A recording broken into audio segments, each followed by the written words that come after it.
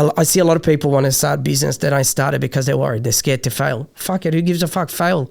Fail 100 times, just get up 102. And the earlier you do that, the quicker you'll succeed. I feel nauseous, believe me.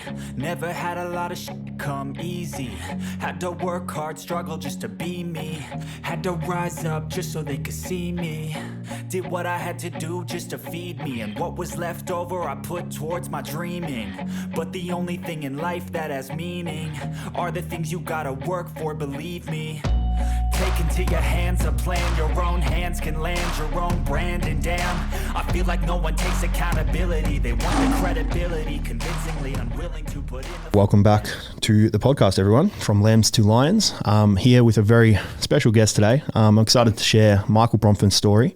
Welcome, mate. Thank you. Thanks so much. I love the music at the start. Absolutely phenomenal. Mate, it gives me a little bit of time to compose my thoughts and figure out where we're going. And it does also, as far as like the post-production process, it allows it very easy because we can fade in all this cool stuff, pre-post cuts and stuff like that. Awesome. You'll have to send me the song before I go to the gym. I'll start playing it. Mate, it's pretty pumped. It's a killer song from actually, have you seen, there's a movie called Hustle. Yeah, great mate, movie. It's got Adam Sandler in it. It's a fucking good movie. But anyway, nice. Let's go into the introduction, man, because I think, as we just said off camera, I think when it comes to these, business mindset, motivation-based podcasts, the story can get drawn out, right, for a very long time. But let's go the keynotes of who Michael Bronfman is and what you do.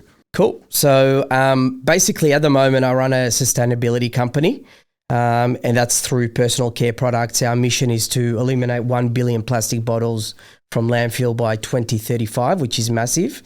And part of that is to conserve 600,000 litres of water, which we can divert into, countries that don't have access to clean water.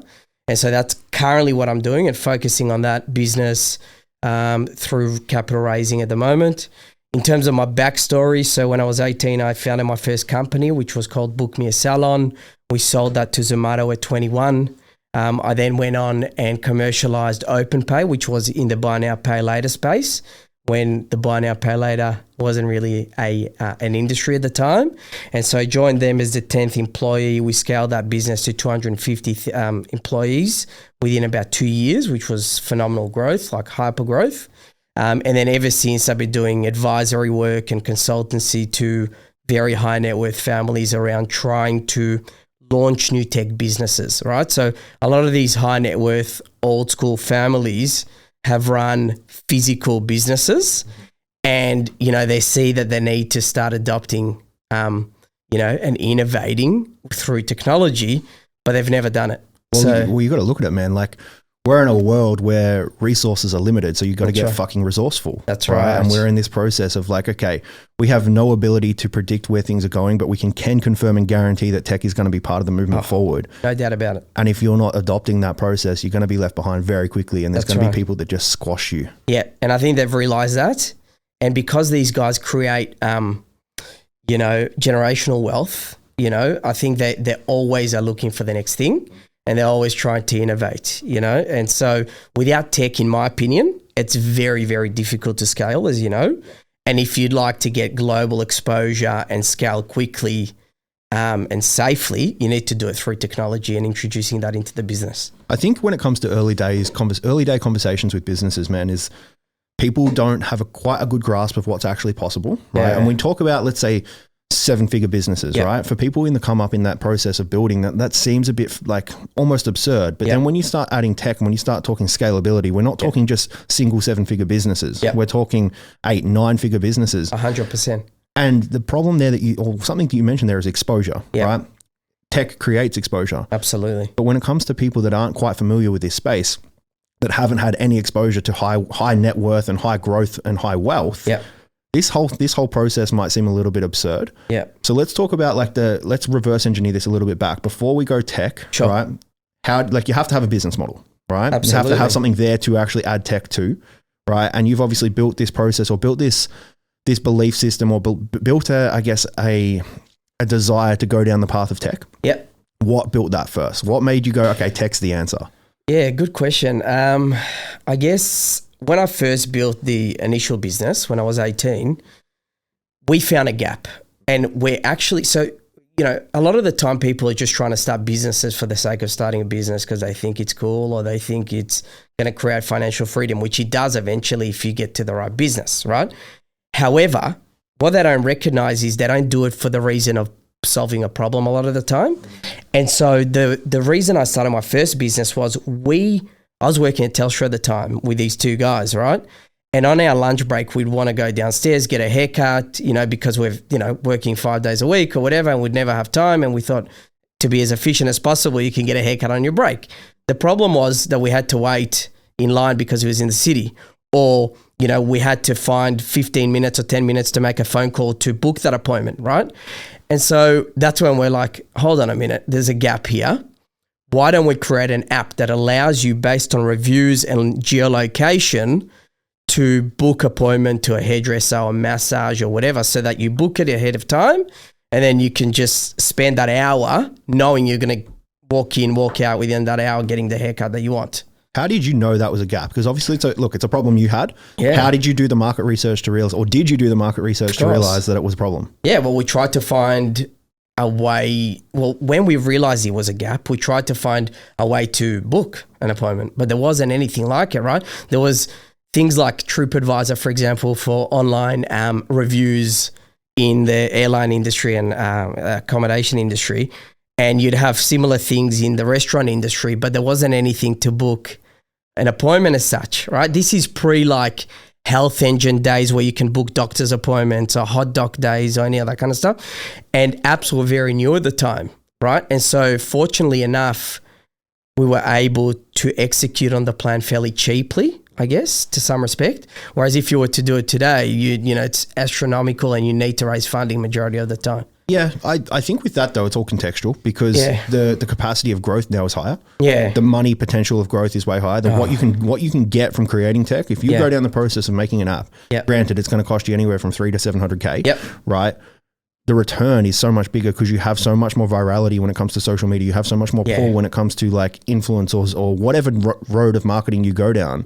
It's so much more accessible, so much easier. Absolutely. Now more so than ever before.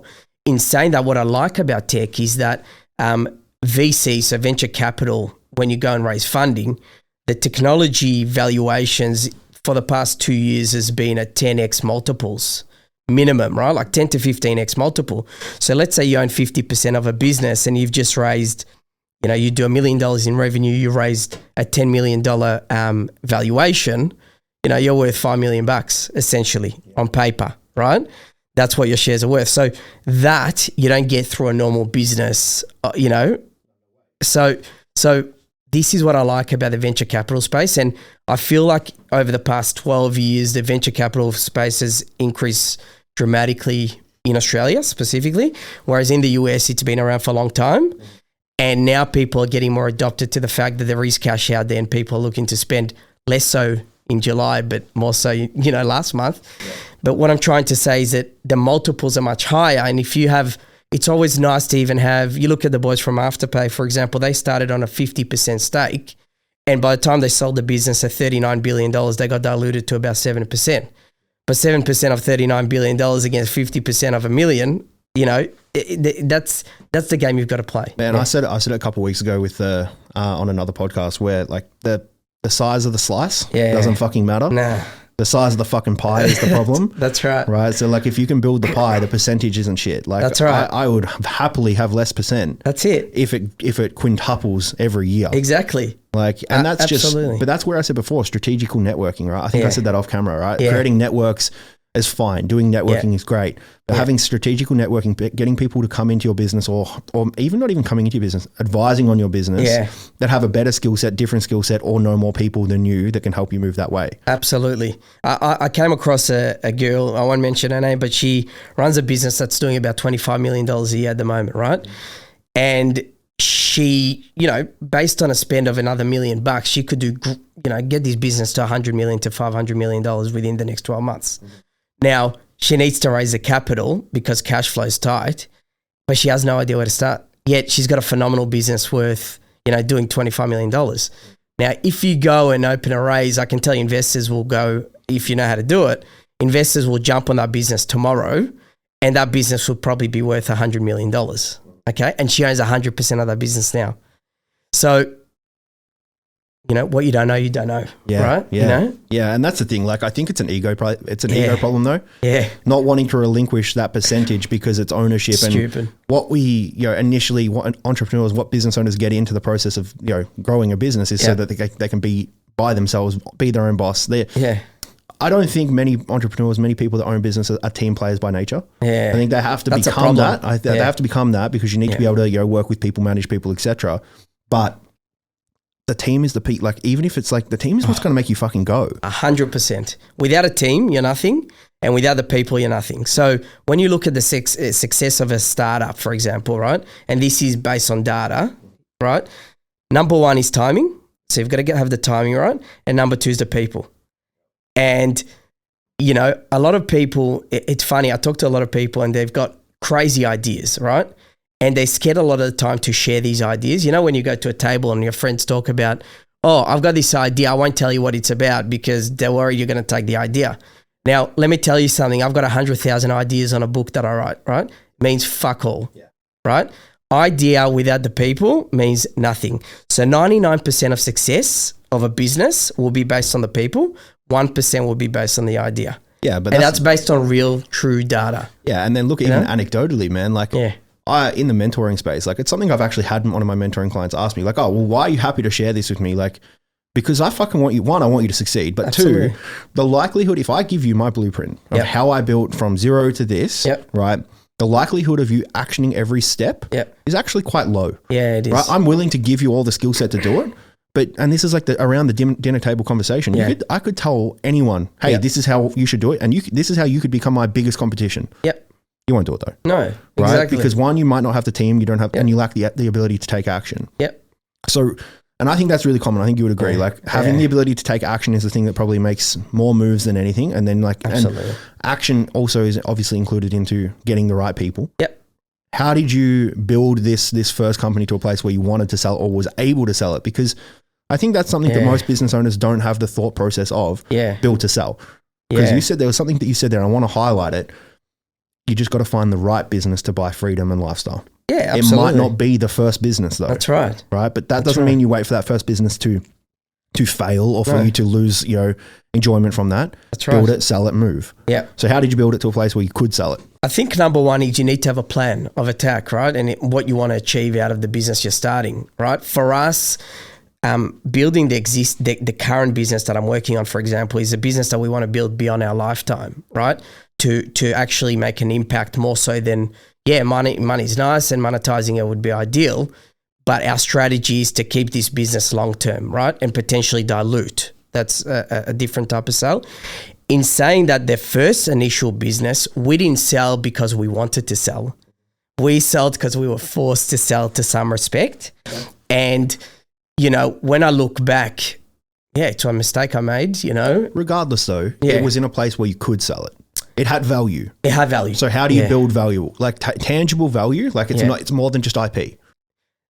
Look, number one problem is you've got these big guys, the likes of Zomato, come to you with a lot of cash and they try and buy you very cheap, which in our case they sort of did, right?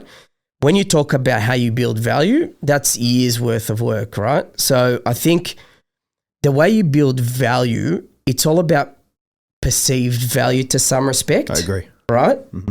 So, I look at some businesses and from the outside, because I look at a lot of P&Ls and I invest in businesses, from the outside they look, like multi-million dollar businesses. On the inside, if you knew what was going on, shambles. They're a fucking terrible business, right? I wouldn't touch it. That's perception, and I think a lot of the time, again, within the venture capital space, people sell the dream. And that a lot of the time, that storytelling is what gets you the value, number one. But number two, I guess reputationally on you as a business person, you want to make sure you execute on the plans you said you're going to execute and over-deliver than under-deliver so that you can continue getting investment or, So our first business, we build value through building the thing firstly, number one. So mostly IP. IP. Yep. And obviously we had a few clients on board that were using and all that kind of stuff. And then we were forced to sell, as I said, but we solved a big problem. you know, which we then saw over the next decade come into fruition through the likes of Health Engine, the likes of Glamazon, which was the same business, the likes of Booking, basically within different industries, which was our company was called Booking Services, the entity name. What we were going to do is book me a salon, book me a doctor, book me a tutor, book me, so I consolidated. And I can tell you now that business would have been worth billions now, right? Again, comes down to execution, people, and we can look back and talk about it. But everything you do from start to finish is a learning experience, And so you never look back and go, oh, this was a mistake, blah, blah, blah, because, whatever, it was a mistake, but you just do it better next time. Well, now you have the skill set to know like contract terms and how to protect yourself potentially from, the issues that came up. Yeah. But there's something that you said there, and I don't want to undervalue as perceived value. Yeah. Right? Because perceived value, like what you just said is very true. Some companies may have very good perceived value, but horrible, like tangible value, horrible profit margins. Yep. Right. But you can leverage perceived value. Absolutely. Right. If you're in your startup phase, if you're in the phase of trying to build a business, or even just like, short term, like short to midterm. Yep. I would be heavily leveraging perceived value over actual value anyway. Absolutely. So super important. What have you found that does leverage perceived value? I've got like my own little like equation for it, but I'm curious for yours. What's going on, everyone? Hope you're well. I won't keep you too long. I know you're hopefully enjoying the podcast. And if you are, let us know. It would be really greatly appreciated if you can jump on, give us a quick 5-star review. You don't even need to stop listening to the show. If you're on Spotify, you can do it in less than 10 seconds. And it does help the show grow a lot. It helps us, get a bit of confirmation bias that we're doing the right thing. And just to say thank you, if you guys do that, we're going to be picking one person every month to guest spot on the podcast that has shared, liked, comment, subscribed, and interacted with what we do. Big thank you. Let's get back to it. I think number one, I always look at, even though you're not global from day one, act global from day one, right? Number one. So everything you do in the business needs to be looked at on a global scale, right? Even if it's not global tomorrow, you're setting yourself up and setting the fundamentals to be able to scale the business. What I see a lot of businesses do, they scale their business and then they crash. And why they crash is because they haven't set the foundations. And that's things like your operational side of things. You're looking at profit, margins, all that kind of stuff properly. Being very creative around how you sell your product. What's your lifetime customer value? Do you know it? Now, a lot of people are running businesses having no idea where they're going. Yeah. Know your numbers. Investors want you to know your numbers, right? And it's all good to put on a pitch deck, we're going to get to 2 million in year 2 and we're going to get to 10 million in year 3. But how are you coming up with our number, right? And so like we build financial models, for example, to go, I can tell you exactly how I'm getting to that number. In fact, I can show you that I've overachieved for the past 6 months over the model, right?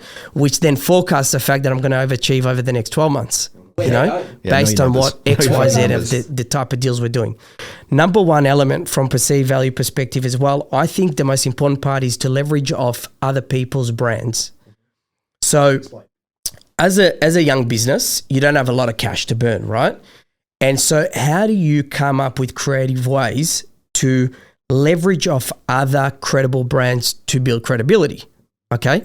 So when I was at OpenPay, for example, one of our biggest deals in the company, which I did, was with Bupa. Now, I can tell you now that Bupa won't touch a company because unless they're fully covered their risk element of the business, right? And everyone knows this. They're very risk adverse. And so we had to go through multiple loopholes to get to that level and to do that deal. Once we did that deal, how do we look at the whole customer journey and tap into every touch point of the customer journey to leverage off their branding efforts? Because they're spending millions of dollars on branding every year. How do I utilize their branding efforts to amplify my brand to then get the cash and go, I can now do this myself? Okay, so what were some of those leverage points? What do you reckon were some of the levers that you were able to kind of piggyback on? Oh, everything, like from EDMs that they were sending to their, they had 4 million customers, for example. Send an EDM, put our logo and what we're about. In partnership with OpenPay, you can pay now in 4. All these kind of things. Initially, when they wanted to do the deal, they didn't want to have any exposure. We didn't want to have any, our exposure. And for me, it's like, okay, well, I've spent 6 months doing this deal, but if I'm not going to have an exposure, it's one thing doing a deal. It's the other one is activating it properly to leverage off the fact that we've just done a deal, right?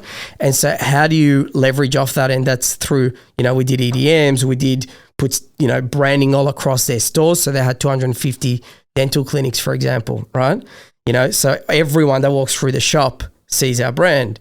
So what you need to do really is go, once you've done the deal, you sit down with their marketing team, our marketing team, you sit down with their customer success, our customer, you bring the right people to the table and go, okay, talk to me about what you do from start to finish.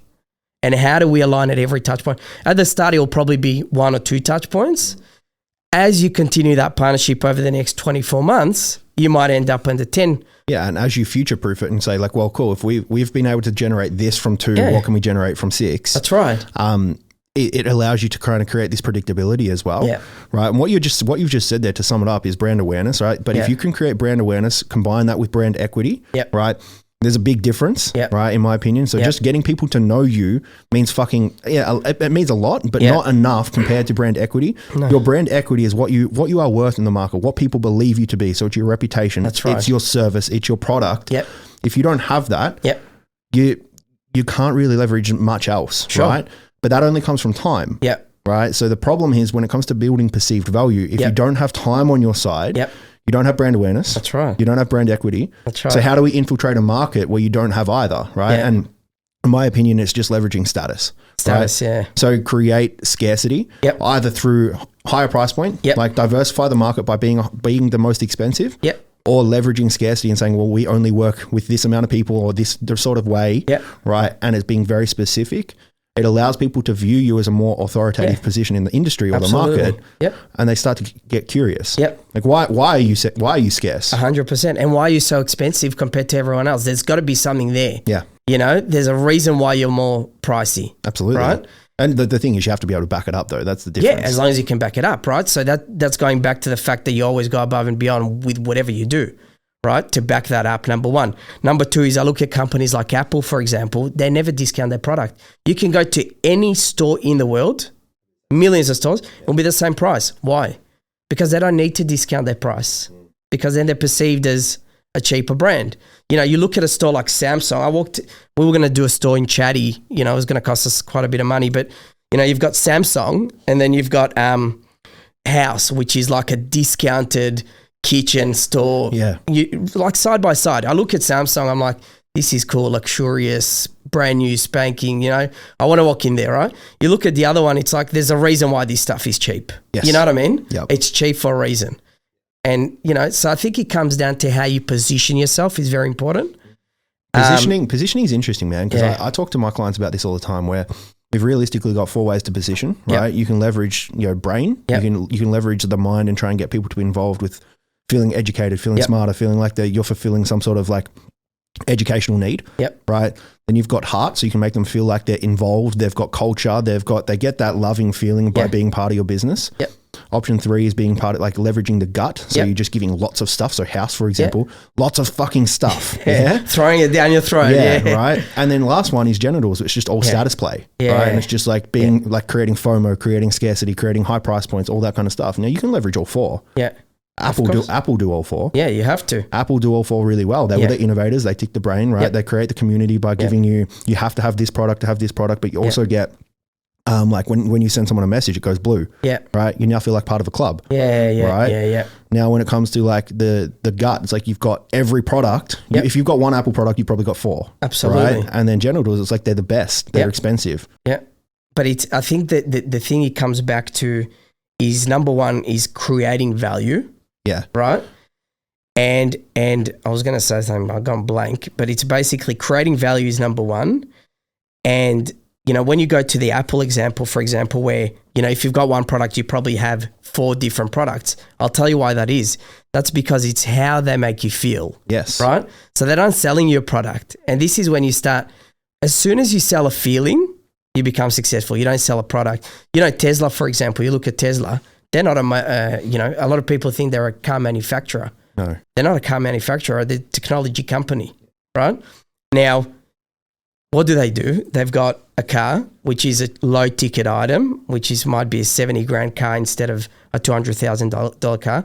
But then you sit in the car and you have to buy a $10 subscription for the system, right? And then all of a sudden you need to buy a charger for the house and you need to do this and this, and so what I'm trying to say is that's part of the model that they've created, and all the successful companies have created these type of models where they've got a low ticket item, then a high ticket item, but it's through creating value, right? And over delivering. Three levels of product, right? And what you've just described is this, but it's probably just a little bit more of an easy way to understand for people at home, right? You've got your core product, right? What you stand for. That's right. Right? On the inside. So if you look at Tesla, right? They stand for improving technology and, driving people forward, right? Through the means of progression of innovation, etc. Right? What they sell, right, is a car. Yeah. What they sell is a car. That's right. And then on the outside is we've got to look at augmented product. Okay. So we've got our core product, actual product, augmented product. Yeah. Augmented product is the subscriptions. Augmented product is the other shit you need to buy to make this stuff feel more valuable, but still aligns with the core. Yeah. Has to align with the core, right? Yeah.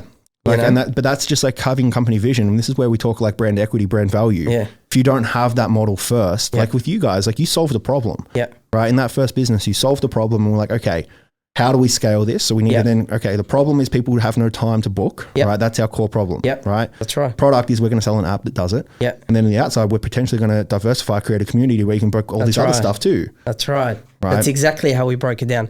And I think a lot of the time you need to fall in love with the problem, not the product. Yeah. Do you understand what I mean? Yeah. Too many people are like, fuck, I love this product, but hold on a minute. Why are you selling the product? You need to understand, number one is why you're doing what you're doing. Always starting with the why. I love the book, it's Simon so Sinek. True, right? And he goes back to the example of Apple, 100% always starting with the why and falling in love with the problem you're solving, That's how the most successful companies have come about. I was speaking to the guys from LINKTREE, multi-billion-dollar company now, two boys from Doncaster, right? They literally had a marketing agency and they tried to solve a problem for their marketing agency. And that's by, they were getting artists coming on board, and every time they'd have to onboard an artist, for example, they'd have to go to their LinkedIn, they'd have to go to their Instagram, and they didn't care spending the extra 30 seconds, but they're like, fuck it, it's taking me an extra 30 seconds. Yeah, that compounded over a week, 6 months. It takes a bit of time, right? When you're onboarding 100 of artists every week, right? And so they literally went to one of their artists who was a developer, and he goes, can we create something like a link that has all the links? And he goes, let me see what I can do. Within 2 hours, he had a link for them. You look at the tech on that, that's very simple. 2 hours it took him. 2 hours. Then they started using it in the business. Then the artists are like, how do we use this? Started using it. All of a sudden, they've gone from 30 users a day, 100 users, and now they're doing 1 million users a day. I think at the bare minimum. It's crazy. And so a lot of the big success stories have come by chance and accident and by solving a problem for themselves. Yeah, it's an intentional problem, but it is by chance that you found it. Yeah. Right? Because who's to say that someone down the road couldn't have found that problem first? That's right. Right? That's divine intervention. But for them, it might have not been a problem, For them, it's like, okay, let's put it aside, And I also think, you probably come across thousands of problems and opportunities and ideas, right? It's like, is this the right timing for this? Yeah, it's impulse control, man. Like you said, you have 1,000 ideas that you write on a page. Yeah. If you were, and this is where entrepreneurs, business owners as a whole, we have massive impulse issues. Yeah. They're there, right? That's right. But the ones that are good are the ones that can control those impulses. That's right. Right? Yeah. More frequently than not, right? Because if I actioned every idea that I ever had, I'd have no time to do the shit that was actually scalable. That's right. And then you're stretching yourself too thin and never getting anywhere, right? Yeah, I've done that. Yeah, everyone does it, right? But, the way I do it is I've got this book, right? And I'll write any idea that comes to me all of a sudden randomly. I'll write it down on my phone, come home, write it on this book, right? I'll shelf the book. In 6 months, if something pops out of me still, and then I look at it 6 months later and pops in again, I'm like, fuck, there's something here. You know what I mean? Yeah. But, an idea is nothing with the right people. Fully agree. So, that's where I guess you can probably talk to that when it comes to OpenPay, because you were the head of growth. Yeah, that's right. So you were, I guess, very heavily involved in finding the right people. Yeah, well, the first thing first, you have to wear multiple hats when you start a new business, right? And so it's like you're trying to do 100,000 things, which is a challenge we're having now. And it's all about bringing people that are better than you in areas that you're lacking in, as quickly as possible to be able to scale. you know, and that's why you need the cash a lot of the time, right? So how do you know that the right people are the right people? For me, it's all about attitude. You know, number one, you can't teach attitude. You can't teach personality. You can teach skills. Yeah, I say it all the time whenever I hire. That's it. Right, and there is a point where I've kind of have to eat my words a little bit 100%. because I've always said I'll hire on character, not skill. I can teach skill. Yeah. Right. If I want to be in a room with you and I have to spend 12 hours in a room with you where we might be doing like a big fucking, expansion of the business, and I'm going to want to off myself every time you talk. Yep. You ain't it. Yeah, you ain't that's it, right. But the problem there is like if you only hire based on character forever, right, and always only teach skill, everyone in the business has your skill set. That's right, which is a problem, It's a fucking big problem, man. Yeah, you want to bring better people into the business. Yeah. In saying that, for me, early stage business, like it's just people with the right initiatives. Definitely bring the right people in the sense that have the skills that you don't have, right? And are better than you. Ideally, this is the way you want to go. And that's how successful companies have been made, right? In saying that, for me, everything is in the initiative. Like you could have someone who's highly skilled and could do something in an hour that someone else would do in 12 hours, which is great and it's the way to go in there. But initiative is everything, like being proactive, not reactive, you know? Mm-hmm. And that you can't teach. You really cannot teach that.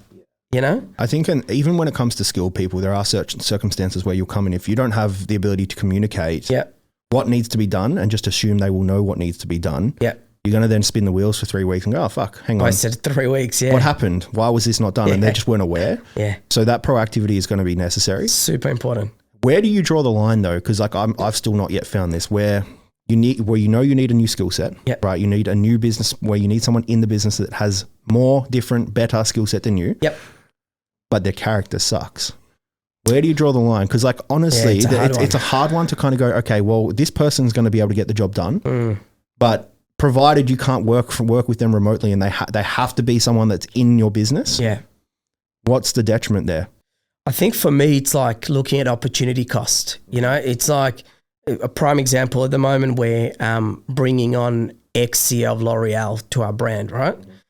Why we're doing that? Because we don't have beauty experience and we're sort of playing in the beauty/personal care market, right? Now, this person is very high caliber, has got all the skills necessary to take us to where we need to go, right?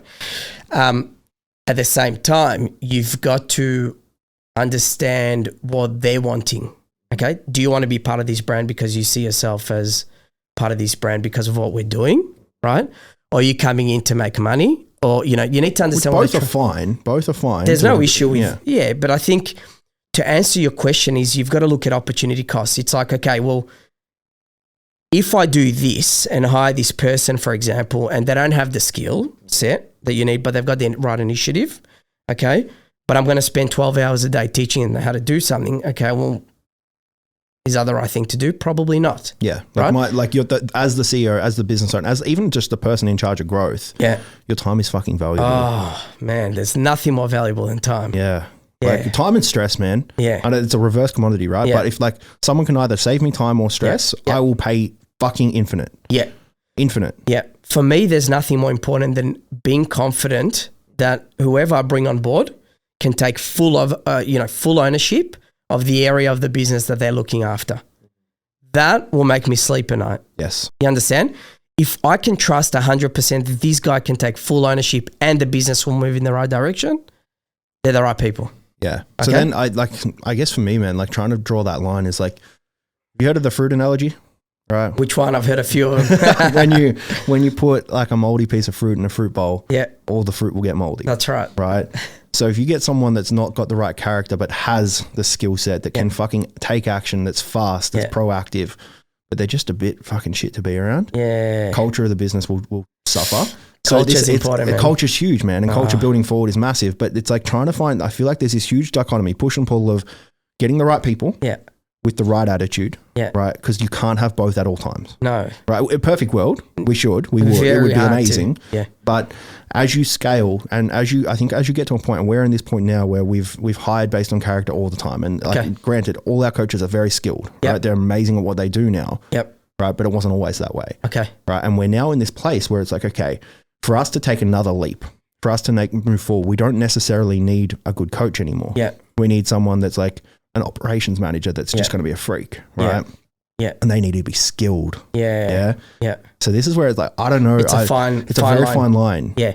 I think if you try and take it a step back and go, and this is, I think, the most important part, right? Is go, this is our vision, this is our mission, okay? The hardest part is to maintain that when you're growing and have, like, when you've got 200 people, how do they understand and buy into that vision and mission just as much as you do? That's a very difficult thing to do, right? We do it as like a VMV framework. So you got values, mission, and vision. So that's the thing, right? So when you look at the values, mission, and vision, that's the first thing you want to make sure that whoever comes in aligns with you on that. If they align, that's the number one rule, okay? Secondary to that is like, okay, can you do the job? Can you, take ownership? Are you the best of the best, in this area? If the answer is yes, you've got a match. Yeah. You know what I mean? Yeah. I think that's probably like, it's an old school saying, but like hire slow, fire fast. Yeah. Right? Take your time, right? Because like that's somewhere, like every time I've hired fast, it costs. Yeah. It costs time and money. Yeah. So let's talk about the growth of OpenPay, man. Obviously, like there were a lot of hires. You took it from 10 to 250 in 2 years? It was madness, mate. Yeah. Madness. Hyper growth. How did that happen? And like, what were some of the things that you went through? Or what actually, here's a better question. Yeah. What were some of the biggest challenges you had to come across in that? Oh man, there was so many. I can't pinpoint one. Personal challenge though. Like what's something that you had to you had to be challenged where you were like, I don't know this thing and I need to figure it out. So first thing first, when I first started, on the same day that I started, my son was born, right? That first day, we had a 3-day conference interstate. So I had to be at the birth, then go to the conference for 3 days with this new company. That's the first challenge, right? Is how do you balance family with, Now, the second part is as we were growing. So number one is we had to set a strategy, right? You need to know where you're going and how you're getting there, right? And we did so fairly well. And then we sort of pivoted as we needed to ensure that we're moving in the right direction, right? And part of that strategy from a growth element was there were 3 things. And fuck, someone should be paying me for this advice. But anyway, we looked at direct to market enterprise type deals. So we looked at, okay, if we're going to go after 4 verticals, and these are the verticals, what are the top 10 accounts in these verticals that we need to get, right? So that allows us to brand credibility, allows us to, start the long-term discussions. Cash flow, etc. Cash flow, big deals, right? While you're doing that, right, then we did, what are the 3 top channel partnerships we can do within each of the verticals? And what I mean by channel partnerships is, how do we go into one account, out to many? All right. Yeah, so like spiderweb networking has to happen, right? And why that's super valuable is that I did a deal, for example, with a medical distributor that had 12 salespeople selling to clinics every day. 12 salespeople selling to 8 clinics a day nationally is quite a lot of clinics. Conversion rate, let's call it at 10%, happy days, right? So what that allows us to do is go in from one, manage that relationship, get them taught, get them up to speed, then they go out and sell on your behalf, and then we didn't have to acquire 12 salespeople, which would be quite expensive, right? So how do you run the business lean and go wide and scale fast and safe, right? That again, that's fucking good. Run the business lean, go wide and safe. That's it. That's the fucking formula to success, right? Because you're running lean, meaning that you're not burning cash, right? You're leveraging off other brands to be able to build your brand, number one. Leveraging other people's expertise and relationship, like these 12 salespeople had with all these clients that they've been servicing for over 10 years, right? So people will buy from them, they won't buy from us because they've built credibility, right? And we only paid them when we got paid. So what that meant is, let's say we sold, they got a percentage of the deal. Yep. And so, okay, you build that into the price and happy days, so you're still in front, all right? So that was the second element. And the third element is like, okay, once you get the deal, because this is a new product, how do you get people to use it? Because it's all good to get a deal done, but we need people to use it so that they transact so we get money, right? And to do that, we integrated with the top 3 software companies in each of those verticals. Okay. And when you integrate, it means that as a merchant, let's call it, you're a JB Hi-Fi and you're standing behind the counter and someone goes to pay and he pops up with like 3 options, and that's Visa, MasterCard, and OPENPay, right? You look at that every day, 100 times a day, eventually you're going to click that button. or you're going to talk about it. Or you're going to go use it yourself. That's right. Yeah. Exactly. And then you look at doing things like competitions, right? So whoever sells the most through OpenPay out of everyone in that store will get a voucher, we'll get this or we'll get that, you know? And so you start getting this like competitive, landscape going with your partners, right? Mm-hmm. So that's when we go back to activating all these partnerships. Now, let's say, for example, I'm doing a large deal like a Bupa deal, right? I know it's going to land probably in about 2 months, in a month. Mm-hmm. You know, you're going through the cycle. At what point do you need to put in someone to manage that relationship, right? So we hired like a customer success manager, for example, brought them into the deal, transitioned them, managed their relationship, then they took ownership, then had a team under them, And that's how you start doing it, is like the timing is very important with these things, because it's like if you hire too early, you spend too much money. If you hire too late, you're too late. You can't scale properly, Yeah, you missed the boat. Like opportunity moves and it's gone. Yeah. So it's a very fine line. I think everything you've just summed up there, man, is most businesses look at business in a very fragile state. Yeah. They're always weak. Yeah. They're always on the back foot, always on the defensive. Yeah. Whereas if you can build out a process that allows, like you said, run lean, go wide and be safe, you become anti-fragile. That's right. And anti-fragility in business is the key to progress, because the longer you can stay rigid, the longer you can stay stable, you can weather the storm. Now, and you said their timing, right? Yeah. If you are in a business, granted, if you're shit and you don't know what you're doing, you're probably not going to go places. But if you're in a business and you've got just a little bit of business acumen, right, and you've got a little bit of grit, and you hold out and weather the storm long enough, you'll be able to see the opportunity that will move you 100%. Forward. And there's Jack Delosa said this recently. It's like there's always a fucking play. Right? 100%. Your back could be against the wall. You could be like negative cash flow. There is always a play. Always. And one thing that I say to all my clients is that your business only fails when you stop. That's right. Right? Like it doesn't, just because it is failing, doesn't mean it has failed. Yep. Right? And what Michael just said there, guys, is fucking crucial, is because if you can become anti-fragile and can create this process where you leverage other people's brand equity, you leverage other people's safety. That's the big one, safety. Yeah. Right? Risk averse. It's like tomorrow I can go and fund this business that I'm doing, right? Okay. Is it the right thing to do? There's no better investment than investing in your own business, right? Now, can I invest other people's cash knowing I'm confident I'm going to execute on what I'm doing and I'm going to give them return and myself a return? Yeah, I am. So am I going to do that? Yes. Absolutely. And does that value your business differently? Yes, because when someone puts a value on your company of a 5x or 10x valuation multiple, it means that your business is valued at that. And that's a benchmark you've set, okay? Let's talk about just a little bit of a loop around. You said that tech is, the most scalable model as far as like evaluations, right? Yeah. Have you started to incorporate tech into Baresop? Somewhat, yes, but very early days, right? Mm. And so tell me about the Baresop model. Yeah. So look, at the moment we're selling products online, and so we've got a D2C channel, so direct to the consumer. At the moment, 70 to 80% of our business comes from that. Are you going to move to B2B? So in the next 12 months, I reckon about 70 to 80% of our sales will come from B2B and B2B2C. Yep. So B2B are things like hotels, airlines, corporate offices, things like that. B2B2C is more like your retailers. So you sell to Coles, Sephora, Mecca, Coles, Safeway. We're already in Woolies online, all that kind of stuff. And then distribution partnerships is like your small to medium type of businesses, right? So, when you look at companies like Bondi Sands, for example, they did a deal with a distribution company early on, which really sort of amplified their brand and allowed them to go global and all that kind of stuff, right? So that's the model. In terms of technology, when you look at businesses, and this will relate to you, right? Muscle Chef is a prime example, okay?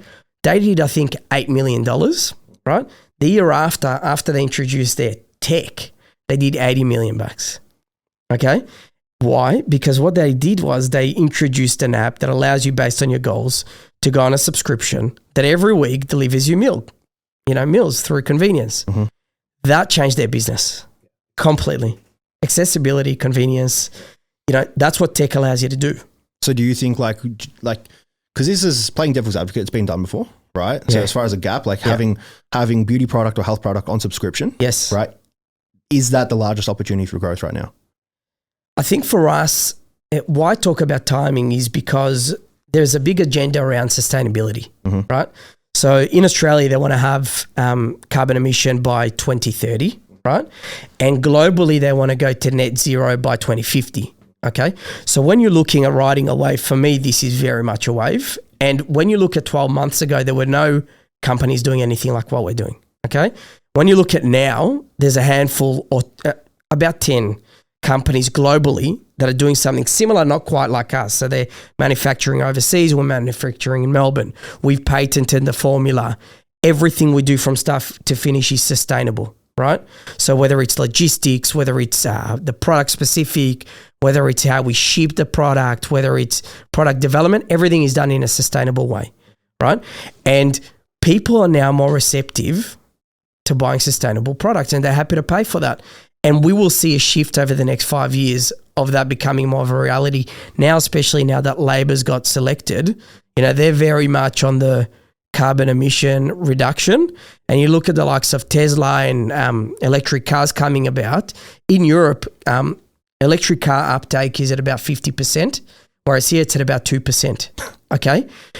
That's because there's no infrastructure and anything like that. But we're going to have to catch up. Of course. So when you look at trends and understand trends and set yourself up to ride a wave, that's when you're going to be successful. Do you think with this sustainability movement and now it has become so much of a almost like a buzzword where people want to be a part of it? Yeah.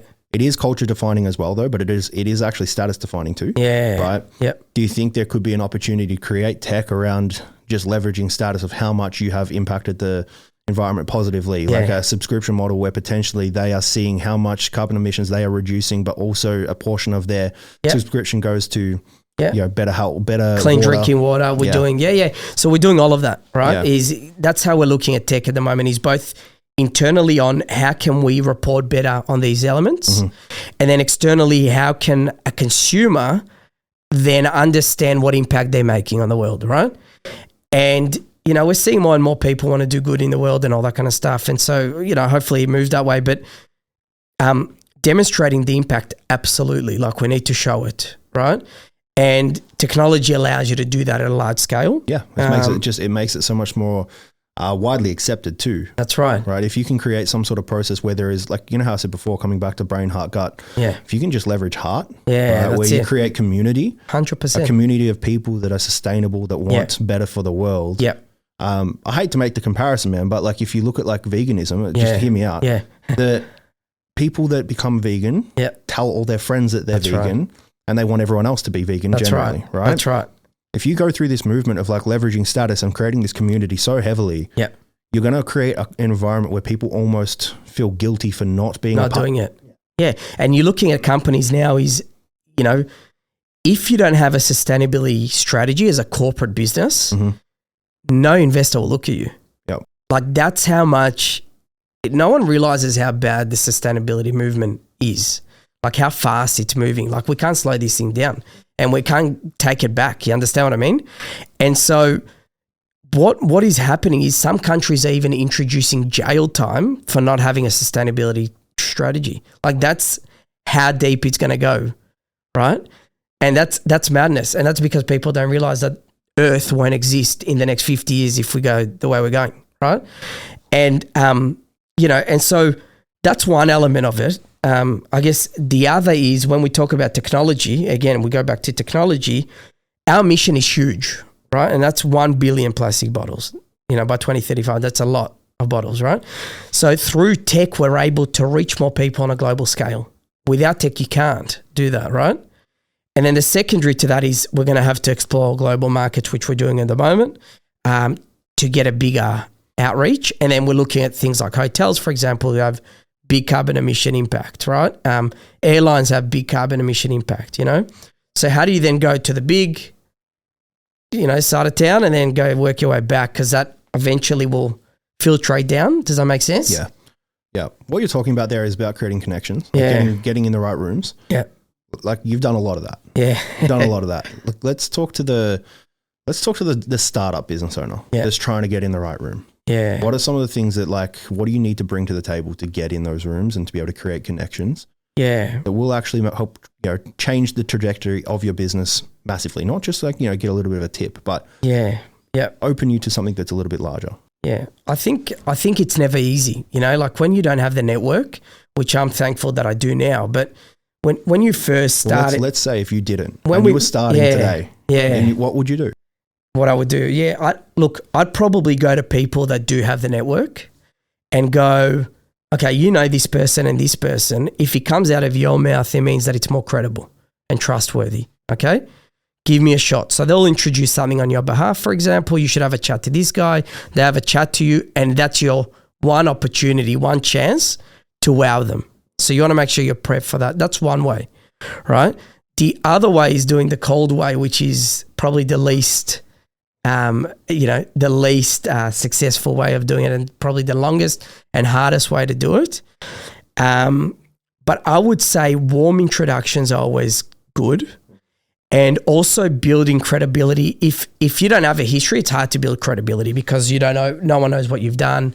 I don't think you need it, man. To be honest, if you're in the startup, right? Yeah. If you're in that early phase where you don't have time on your side, you don't have credibility, you don't have brand equity, right? Sell the dream. Well, you just need yes, but you need to find a way. Like you said, okay, if you're going to try and create a warm introduction, you need to study that person you're trying to get the warm introduction from. Absolutely. Right? So if I was trying to if I was trying to get you to introduce me to someone, I would study you like no tomorrow. I would find a problem, right? I would find something. You have to become valuable. I love that. Right? Like people I'm not going to introduce anyone to anyone in my network unless I know they're valuable. Absolutely. So you need to show me your fucking value, right? Like I said it before, we're in a world where resources are limited, so get fucking resourceful, right? I'm with you on that 100%. I think you've just literally said one of the most important things I've ever heard, right? And that's being resourceful is number one, but also understanding the person you're going to see better than they understand themselves.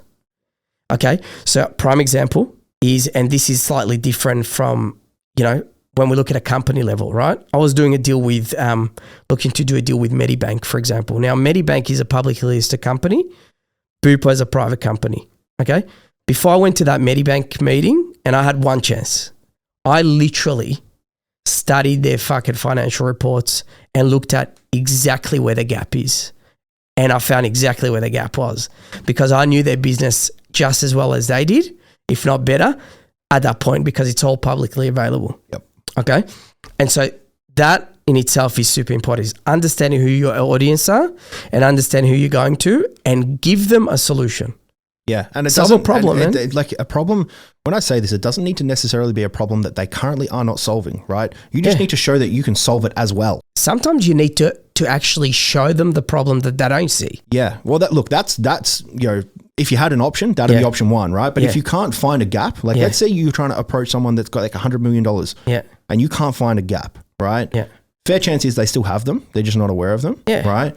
But if you can't find the gap, you're not skilled enough to find a gap. Yep. Find a gap that they already know of, that they're tackling, but you can do it faster, better, or easier. That's right. Right? Because the thing is, one thing I will say, when you are in this first startup, you have the ability to you have more time than anyone. Yeah, absolutely. Right? Like you have more time, so leverage the fucking thing. Yeah, that's right.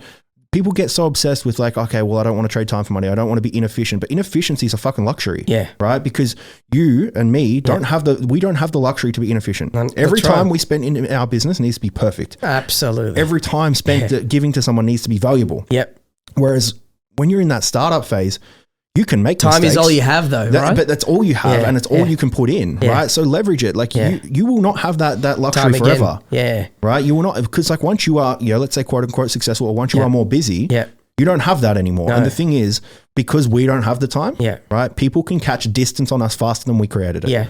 Right? That's fact, right? Yeah. We are at this place where we're doing well and we work hard, but we have less time. That's right. So everyone's so time poor, man. Yeah, everyone. If the busier you get, the more time poor you will likely be. Right? That's why it's so important to prioritize, right? I agree. But when you're in that early stage, man, it took us however many years to build what we have, right? Yeah. People now, more access to technology, so more ease. So quicker. It's quicker. Yeah. You have more time to give. Yeah. So with the distance we created, you can catch it in half the fucking time. Right. And then I'll do whatever it takes to achieve that. I'll go to the right people to achieve that, you know? And a lot of people out there, they don't plan. They don't understand what they want to achieve. At the same time, you don't want to spend too much time on planning because you need to execute, right? But what I'm trying to say is unless you know where you're going and understanding how to get there, your chances of success are much lower. Yeah, you need the North Star. Yeah, you need the North Star. Yeah, you need the thing driving you forward, man. Yeah. With all that being said, like you've I would assume learned a lot. Like you're not the same Michael you were when you were 18. Yeah, completely different, man. Completely different. Is there anything you would change about your journey in business? Yeah, anything I would change? Oh, man.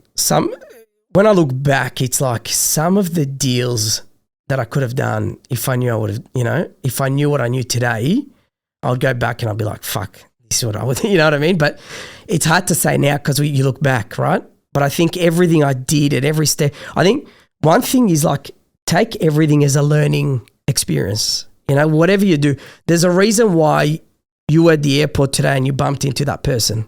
There's a reason, whether it's a bad reason or a good reason, it doesn't matter. But there's a reason why that happened. Okay. So I think, for me, if I was to go back, for me, number one is networking is everything, and knowing people and just getting your name out there. And, I think getting your name out there, networking and understanding from the best of the best as quickly as possible and learning from them. So like one thing I don't agree with, which I did, right? I went to school, I went to uni, I went to all that. I was learning stuff from people that haven't experienced what they're fucking teaching, Now, if I knew what I knew today, I'd go, fuck this. I'm going to, tomorrow I'm going to Warren Buffett to learn stocks. I'm not going to my teacher that teaches me finance that has never been financially savvy. You know what I mean? That to me is like start as young, as possible, because compounding is the most powerful thing in the world. The younger you start, the more compounding time you've got, and it's time you don't get back. So when you talk about time and how valuable it is, right? When you build something, you buy yourself time. You understand what I mean? Yep. So you should be able to buy yourself time. But also I think you should be doing something you love doing, like do it for a reason. You enjoy doing it, Otherwise you're sort of doing it for the sake. Early on, like you sort of have to do stuff for the sake of doing it because you need to survive and you need to create cash flow and you need to do things, right? But I think, money allows you to buy yourself time to then create freedom and situations to do what you want to do. That's the way I see it. It's a tool, it's a vehicle. Business is a vehicle to do what you want to do, That's the way I see it. And if I understood that earlier and the whole compounding effect, mate, I would have invested when I was fucking 10. I would have got my dad to invest when I'm investing my, kids for my money now. When they're 18, they'll have $1 million in their bank. Yeah, it might be, equivalent to $500,000 today or whatever it might be, or probably less, but they'll have $1 million, I know, guaranteed. So what I'm trying to say is like leverage time, that's all you have. Leverage time, money can come, money, all this kind of stuff. Time, man. Time is the most important thing. Do you think there's anything now that you've learned that makes a good business owner? Like what makes a great business owner? Never pretending you know everything, number one, and taking ownership of the fact that you don't know everything. Bringing the right people into the business makes a really good business owner, and it allows you, prime example like you, step away, to do other things. And, so learning that as quickly as possible is important. And I think what makes a really good business owner is focusing 90% of the time on the shit that's going wrong in the business, number one. Whereas a lot of people focus 90% of the things that are going good and become complacent. If you focus 90% of your time on the shit that's going wrong, and this is advice that I got early on from some of Australia's highest net worth people, and I executed on that at OPENPAY and it worked, right? Focus 90% of your time on things that are going wrong, okay? And you'll be fine. Like that's literally what it is. And also, if you are to make mistakes, make them early, make them frequently, and learn and move forward as quickly as possible. All the time, man. All the time. Pivot quickly, move quickly. As long as you're moving I'm happy to move one step back if I know 5x, forward. I'm happy to do that because I know what's going to happen. I can see it. I've done it. It's a pattern,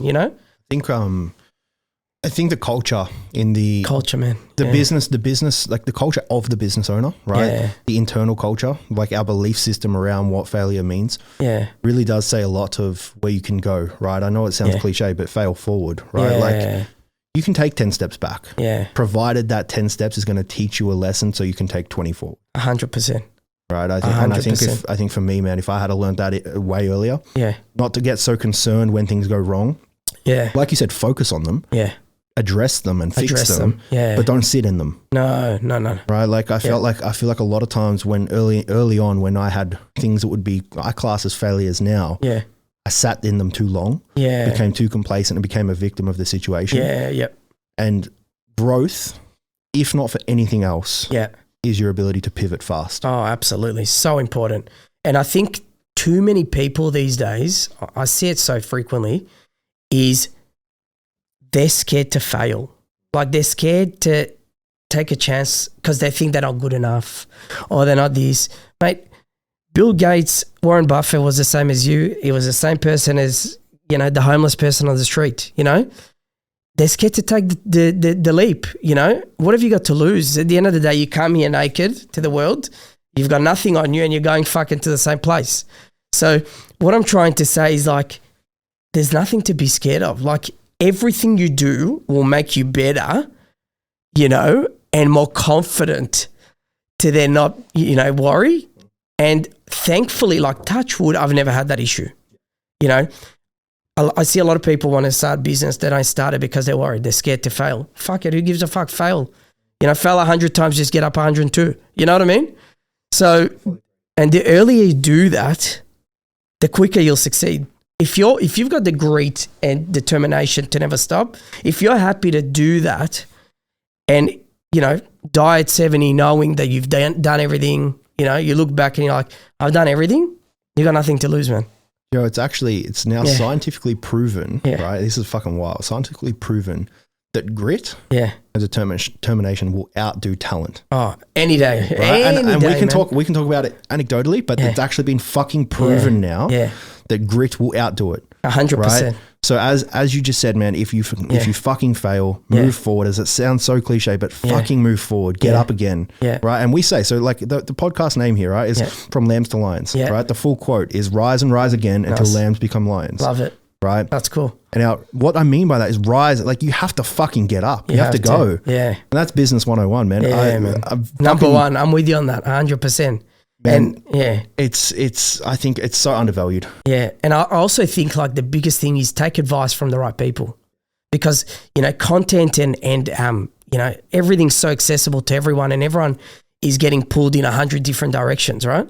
But it's like, I had a prime example. I had to talk to someone who's an accountant. He was giving me medical advice on the whole COVID situation. Hold on a minute. What gives you the right to talk to me about COVID? You're not a fucking doctor who studied for 30 years to, about COVID.